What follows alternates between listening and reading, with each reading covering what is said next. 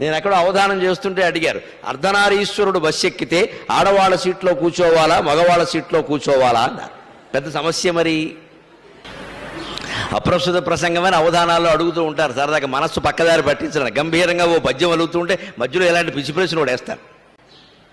అర్ధనారీశ్వరుడు RTC bus ఎక్కాడండి, ఆడవాళ్ళ సీట్లో కూర్చోవాలా మగవాళ్ళ సీట్లో కూర్చోవాలా అంటే నేను వెంటనే ఆలోచించి చెప్పా, ఎక్కడైనా కూర్చోవచ్చండి, అన్ని సీట్లు ఖాళీ అవుతాయన్న. ఎందుకన్నాడు, ఆయన మెడలో పావు ఉంటుంది కదా అన్నది.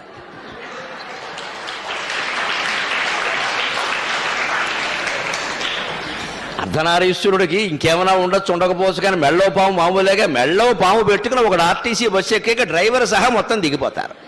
ఇక పావు డ్రైవింగ్ చేయాల్సిందే. అందుకే ఆ బస్సు అంతా అయిందేనండి, ఎక్కడైనా కూర్చోవచ్చు అన్న. ఇదే చమత్కారం, ఇదే తెలివి, ఇదే సత్యస్ఫురణ.